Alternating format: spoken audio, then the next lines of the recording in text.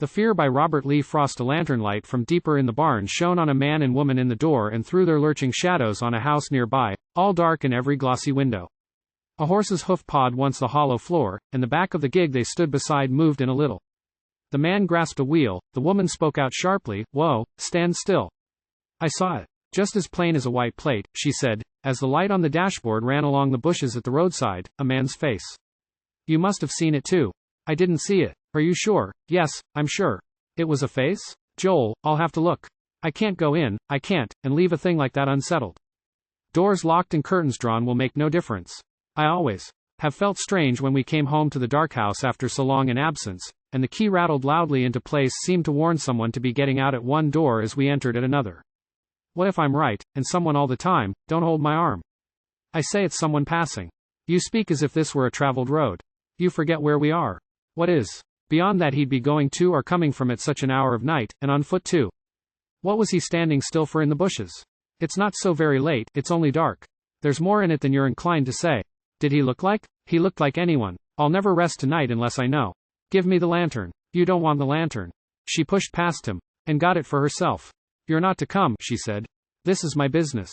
If the time's come to face it, I'm the one to put it the right way. He'd never dare. Listen.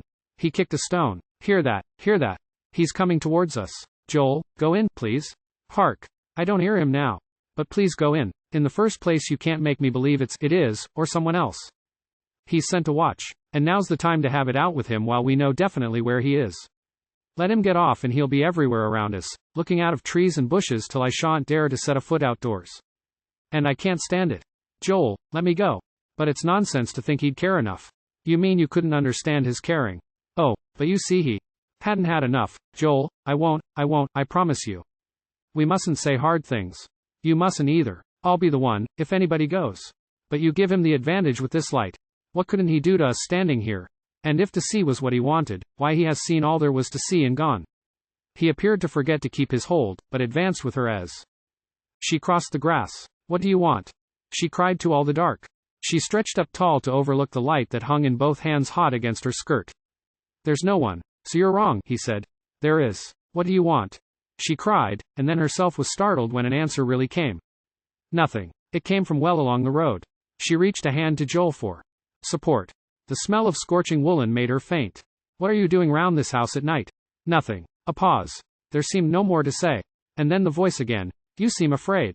I saw by the way you whipped up the horse. I'll just come forward in the lantern light and let you see. Yes, do. Joel, go back. She stood her ground against the noisy steps that came on, but her body rocked a little. You see, the voice said. Oh. She looked and looked. You don't see, I've a child here by the hand. What's a child doing at this time of night? Out walking. Every child should have the memory of at least one long after bedtime walk. What, son? Then I should think you'd try to find somewhere to walk the highway as it happens.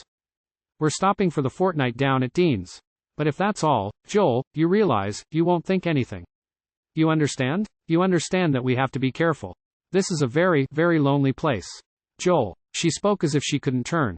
The swinging lantern lengthened to the ground, it touched, it struck it, clattered and went out.